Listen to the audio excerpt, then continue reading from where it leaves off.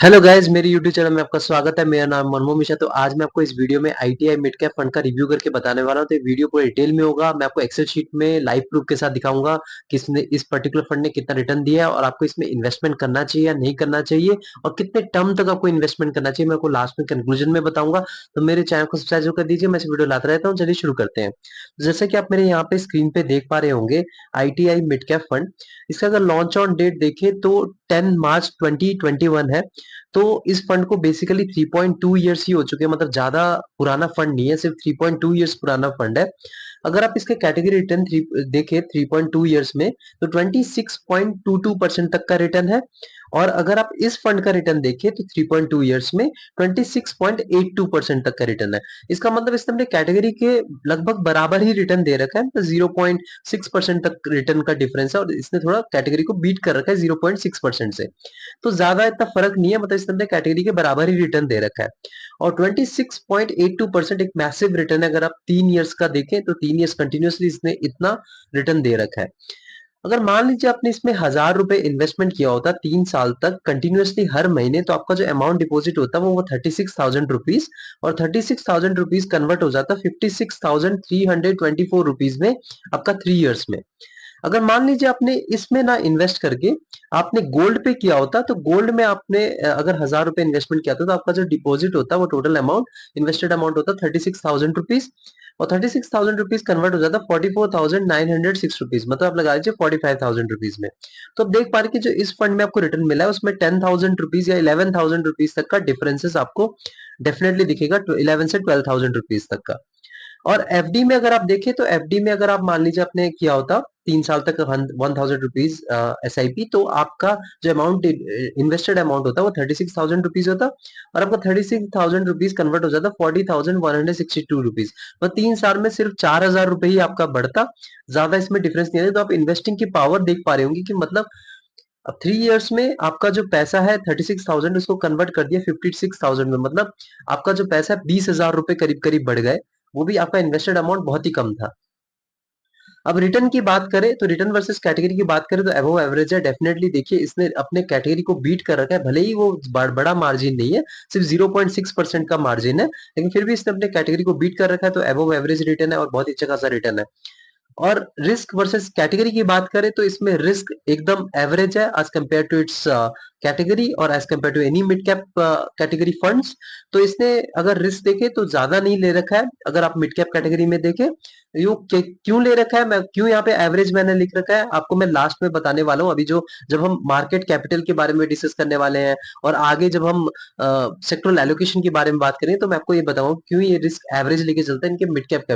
लेकिन आप ये कंसिडर करिए कि मिड कैप को, ये नहीं कि आपने कंसिडर कर लिया कि ओवरऑल म्यूचुअल फंड में एवरेज रिस्क है तो मैं यहाँ पे रिटर्न भी बहुत मैसिव है तो मैं यहाँ पे जल्दी जाके इन्वेस्टमेंट कर सकता हूँ। ऐसे मत सोचिएगा, ये कैटेगरी के हिसाब से है। अब इसमें मान लीजिए आपने इन्वेस्टमेंट करना चाहते हैं तो कोई एसआईपी नहीं कर सकते। ये एक बहुत ही बेकार चीज लगा मुझे इसमें, बहुत ही मतलब इसमें मैं आपको बताऊंगा नेगेटिव फीडबैक रहेगा और नेगेटिव डिसएडवांटेज रहेगा कि आप इसमें एसआईपी नहीं कर सकते। आप अगर इसमें इन्वेस्टमेंट कर सकते हैं तो इसमें वन टाइम इन्वेस्टमेंट कर सकते हैं। आपको 5,000 रुपीज से मिनिमम इन्वेस्टमेंट करना पड़ेगा, जो कि बहुत ही नेगेटिव। मैं इसको रिव्यू दूंगा क्योंकि इसमें अगर 1,000 रुपीज होता तो ज्यादा अच्छा रहता। तो ये दोनों इसमें नेगेटिव फीडबैक रहेगा। लेकिन आगे देखते हैं कि और क्या चीज है। लॉक इन पीरियड, इसमें कोई लॉक इन पीरियड है, कभी भी इन्वेस्टमेंट कर सकते हैं, कभी भी इसमें आप पैसा विड्रॉ कर सकते हैं। अब एयूएम साइज की बात करें, मतलब एसेट एसेट अंडर मैनेजमेंट, तो इसमें आपको पता चलता है कि कितना अमाउंट इस पर्टिकुलर फंड में इन्वेस्टेड है। तो इसमें देखें तो 820 करोड़ रुपीस तक पैसा मतलब इसमें इन्वेस्टेड है, बट 1,000 करोड़ भी नहीं है। तो अब देख पा रहे हैं कि जो एएम साइज है इसमें भी ये नेगेटिव मैं आपको दूंगा, मतलब फीडबैक इसमें दूंगा, क्योंकि एएम साइज मैंने हर एक वीडियो में बता रखा है कि मैटर तो ज्यादा करता नहीं, लेकिन फिर भी अगर एएम साइज थोड़ा ज्यादा होता है तो इसमें क्या रहता है कि आपको थोड़ा लगता है कि यार मतलब ये एक वेल एस्टेब्लिश फंड है और लोग बहुत सारे लोग इसमें इन्वेस्टेड है, तो थोड़ा भरोसा करके इसमें इन्वेस्टमेंट करते हैं। लेकिन यहाँ पे एएम साइज सिर्फ 820 करोड़ रुपीज है। लेकिन अगर आपको मैंने ये भी बता रखा है कि एयूएम साइज बहुत ज्यादा है, तो आपको क्या रहता है कि मतलब फंड मैनेजर जो होते हैं उसको अच्छे से मैनेज नहीं कर पाते। तो प्रॉब्लम ये फेस करनी पड़ती है कि बीच बीच में वो वन टाइम इन्वेस्टमेंट बंद कर देते हैं, बीच में एसआईपी में भी प्रॉब्लम लाते हैं। तो ये सब चीजें आती रहती है। तो अगर फंड मैनेजर मैनेजमेंट कर लेता है तो कोई प्रॉब्लम नहीं है। लेकिन आपका जो बेस्ट रहता है, मैंने हर एक वीडियो में बता रखा है कि 10,000 करोड़ रुपीज से लेकर 30,000 करोड़ रुपीज का बेस्ट ईवीएम साइज माना जाता है अभी के टाइम का। और अगर मान लीजिए एक्सपेंस रेशियो की बात करें यहाँ पे, तो 0.43% है, तो एक्सपेंस रेशियो में मेरे यहाँ पे पॉजिटिव फीडबैक रहेगा, क्योंकि 1% से नीचे होना चाहिए expense ratio. Expense ratio basically आप मैनेजर, जो फंड मैनेजर है, उनको एक फीस दे रहे हैं, तो देखिए वो तो दिमाग लगा के आपको अच्छा खासा इन्वेस्टमेंट दे करके वो आपको रिटर्न दिलवा रहे हैं, तो उनको कुछ फीस तो देना ही पड़ता है।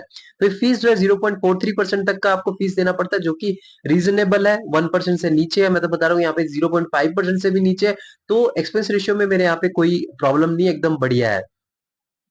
टैक्स इन्फॉर्मेशन की बात करें, अगर मान लीजिए आपने 1 साल से पहले आपने सेल करा, प्रॉफिट बुकिंग कर ली, तो आपको 15% तक का टैक्स देना पड़ेगा प्रॉफिट पे, अगर आप इंडियन इनकम टैक्स स्लैब में आते हैं तो। अगर मान लीजिए आपने 1 साल से ज्यादा रखा और 1 साल के बाद आपने सेल करा, तो आपको 10% तक का प्रॉफिट पे टैक्स देना पड़ेगा, और अगर आप इंडियन टैक्स स्लैब में आते हैं तो। और आपने 1 साल पहले अगर सेल करा तो आपको 1% तक का एग्जिट लोड देना पड़ेगा। आपने 1 साल के बाद सेल करा तो आपको कोई एग्जिट लोड देने की जरूरत ही नहीं है। अब यहाँ पे मार्केट कैपिटल की बात करते हैं, जो कि बहुत ही इंपॉर्टेंट पॉइंट है। इसमें मार्केट कैपिटल की बात करें तो इसमें मिड कैप का जो इसका एलोकेशन है बहुत ही कम है, 43.73% तक का एलोकेशन है, और स्मॉल कैप में से ज्यादा देर ले रखा है, देखिए 23.77% तक का, और लार्ज कैप में 12% है, और अदर्स में देखिए तो 20% है। तो अब देख पा रहे हैं कि मतलब यहाँ पे जो इनका जो कैपिटल है बहुत ही अजीब तरीके से इन्होंने डाइवर्सिफाई कर रखा है, बहुत ही अलग अलग टाइप का आप देख पा रहे होंगे कि मिड कैप में जो है इनका 43.73% है, और तो यहाँ पे मैं अगर देखूं तो थोड़ा अनइवन डिस्ट्रीब्यूशन है अगर मिड कैप कैटेगरी में देखें, तो इसीलिए इसका मैं थोड़ा यहाँ पे भी नेगेटिव फीडबैक दूंगा, क्योंकि मिड कैप है तो मिड कैप में ज्यादा इनका एलोकेशन होना चाहिए, लेकिन यहाँ पे आप देखिए स्मॉल कैप में भी इन्होंने 25 के करीब परसेंट तक का एलोकेशन कर रखा है, तो यहाँ पे मुझे थोड़ा ये अनइवन सा लगा, थोड़ा अजीब सा लगा। और अदर्स में मतलब डेप्थ में भी इन्होंने करीब करीब 20% तक का इन्वेस्टमेंट कर रखा है, तो थोड़ा सा अजीब फंड है ये, मुझे लगा है। अब सेक्टरल एलोकेशन की बात करें, ये मैं मार्केट कैपिटल के बारे में को लास्ट में बताऊंगा कि इसमें नेगेटिव फीडबैक क्यों है, और मैं आपको इसमें इन्वेस्टमेंट की बात करूंगा। सेक्टरल एलोकेशन की बात करें तो इंडस्ट्रियल्स में इसका 23.38% तक एलोकेशन है। सेकंड पे फाइनेंशियल सर्विसेज में 20.44% तक एलोकेशन है। थर्ड पे आता है कंज्यूमर साइकिल्स में 12.35% तक एलोकेशन है। फोर्थ में आता है बेसिक मटेरियल्स, इसमें 11.54% तक एलोकेशन है। फिफ्थ में आता है हमारा हेल्थ केयर, जिसमें 7.91% तक एलोकेशन है। उसके बाद टेक्नोलॉजी सेक्टर, जिसमें 6.22% तक एलोकेशन है। उसके बाद रियल एस्टेट, जिसमें 4.56% तक एलोकेशन है।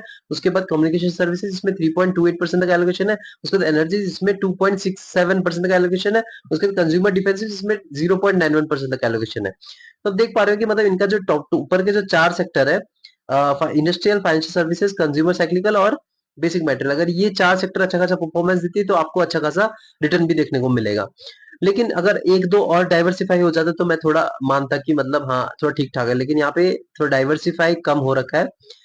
फंड मैनेजर की बात करें तो धीमंत शाह है, जिनको एक्सपीरियंस है 1.73 इयर्स का, और दूसरे हैं रोहन कोर्डे, जिनको एक्सपीरियंस है 1.42 इयर्स का। एक्सपीरियंस के मामले में ठीक ठाक है, मतलब कम है, लेकिन फिर भी ठीक ठाक मान सकते हैं। लेकिन और थोड़ा ज्यादा होता तो थोड़ा अच्छा खासा रहता। मैंने हर एक वीडियो में बता रखा है कि अगर एक मैनेजर आपका ज्यादा एक्सपीरियंस है, मिनिमम 4 या 5 इयर्स का, तो थोड़ा अच्छा खासा रहता है कि उसके पास अच्छा खासा एक्सपीरियंस है, तो दूसरे बंदे को वो गाइड भी कर सकते हैं, लेकिन यहाँ पे थोड़ा एक्सपीरियंस कम है, तो यहाँ पे थोड़ा बहुत नेगेटिव फीडबैक जाएगा। रेटिंग की बात करें तो 4/5 है, क्योंकि यहाँ पे रिटर्न आपको बहुत ही मैसिव दे रखा है, आप देख पा रहे हैं कि 26.82% तक जो हमको रिटर्न से मतलब है। लेकिन यहाँ पे रिस्क की बात करें और रिटर्न की बात करें तो इसमें थोड़ा बहुत एवरेज है। लेकिन यहाँ पे खराबी ये है कि मिनिमम एसआईपी जो है वो मतलब कोई एसआईपी ऑप्शन है ही नहीं, आपको 5,000 रुपीज से ही इन्वेस्टमेंट करना पड़ेगा। और दूसरी बात है कि इसका एवीएम साइज अभी कम है, लेकिन 3 साल हो रखे हैं, इसलिए मैं एवीएम साइज इसमें ज्यादा आपको बोल नहीं रहा, क्योंकि 3 साल का ही फंड, पुराना फंड है। अगर 10 साल होता, 15 साल होता, तो मैं बोलता है हाँ यार कम मतलब एवीएम साइज है, लेकिन यहाँ पे चलता है, आप मैनेज कर सकते हैं। एक्सपेंस रेशियो एकदम परफेक्ट है, 0.43% एकदम परफेक्ट है, कोई बुराई नहीं है। यहाँ पे मार्केट कैपिटल में मुझे थोड़ा डाउट है कि मतलब इनका जो कैपिटल है, ये चीज मैंने डेटा भी नेट से ले रखा है, तो ये डेटा रिलिएबल है या नहीं है, ये भी अभी थोड़ा प्रॉब्लम है। मतलब मैं आपको बता रहा हूँ, क्योंकि हर एक अगर आप देखेंगे तो मैंने जितना मुझे पता है कि जो मिड कैप में मिनिमम 65% तक का एलोकेशन होना चाहिए, लेकिन यहाँ पे जो आप डेटा देख रहे हैं वो 43.73% तक है, तो डेटा या तो गलत है, या तो इस अगर ये पर्टिकुलर फंड में जो हो रखा है, मतलब जो एलोकेशन हो रखा है वो एकदम अजीब अनइवन तरीके से हो रखा है, तो इसका मुझे थोड़ा ये डाउट है। लेकिन ओवरऑल देखिए, इन्होंने अगर डाइवर्सिफाई की बात करें सेक्टोरल डाइवर्सिफिकेशन में, तो डाइवर्सिफिकेशन में एकदम थोड़ा और एक दो सेक्टर में ज्यादा हो सकता था, लेकिन यहाँ पे इन्होंने इंडस्ट्रियल सेक्टर में ज्यादा ले लिया और यहाँ पे फाइनेंशियल सर्विसेज में ज्यादा इनका डाइवर्स मतलब फंड मतलब इनका एलोकेशन है।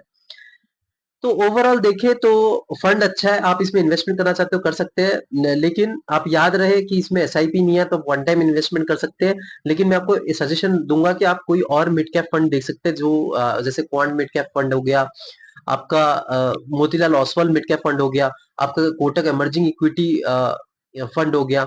तो ऐसे कई सारे आप रिसर्च कर सकते हैं जो कि इससे थोड़ा बेटर है, क्योंकि उनमें एसआईपी का ऑप्शन है, इसमें एसआईपी का ऑप्शन नहीं है, जो कि मुझे थोड़ा बेकार लगा। अगर एसआईपी का ऑप्शन होता तो मैं बोलता हाँ बढ़िया है। और दूसरी चीज, इसका जो डेटा है अभी मैं इस पे श्योर भी नहीं हो पा रहा हूँ, जो मार्केट कैपिटल, ये मैंने नेट से डेटा उठाया और इसका जो डेटा है अभी अनइवन सा है, 3 इयर्स पुराना फंड है, तो मुझे थोड़ा इस पे भी डाउट है कि डेटा डेटा क्लैरिटी है थोड़ा है नहीं। और ओवरऑल इन फंड मैनेजर्स की बात करें तो फंड मैनेजर भी ज्यादा एक्सपीरियंस नहीं है, तो मैं इस फंड में ज्यादा रिकमेंड नहीं करूंगा। लेकिन अगर आप इन्वेस्टमेंट करना चाहते हैं, वन टाइम इन्वेस्टमेंट करना चाहते हैं तो कर सकते हैं, कोई प्रॉब्लम नहीं है। लेकिन आप बशर्ते आपका टाइम फ्रेम 7 साल तक हो, क्योंकि मैंने आपको बता रखा है जो मिड कैप फंड होता है वो रिस्की होता है। लेकिन यहाँ पे जो इन्होंने रिस्क थोड़ा कम लेके चले, जो मिड कैप है थोड़ा कम एलोकेशन दिख रहा है, और अदर्स और लार्ज कैप फंड में थोड़ा ज्यादा है, और यहाँ पे स्मॉल कैप फंड में भी इन्वेस्टमेंट हो रखा है। तो इन्हें कुछ समझ नहीं आ रहा है, जो इन्होंने जो कैपिटल लगा रखा है, जो इनका जो एलोकेशन हो रखा है इन पर्टिकुलर डिफरेंट डिफरेंट कैप्स में, ये पता नहीं चल रहा है कुछ अच्छा से, डेटा क्लियरिटी नहीं है। तो इस मामले में मैं बोलूंगा कि इस फंड से अगर थोड़ा दूर रहे, कुछ और एक दो साल बीत जाए तो ज्यादा सही है। लेकिन फिर भी अगर आप इन्वेस्टमेंट करना चाहते हो तो आपका मिनिमम टाइम फ्रेम 7 साल का होना चाहिए, अगर आप इस पर्टिकुलर फंड में इन्वेस्टमेंट करना चाहते हैं। लेकिन आप खुद रिसर्च करिए, यानी कि मैंने बोला कि आपने इन्वेस्टमेंट कर दिया। मेरे चैनल को सब्सक्राइब कर दीजिएगा, मैं इस वीडियो लाता रहता हूँ। Thank you.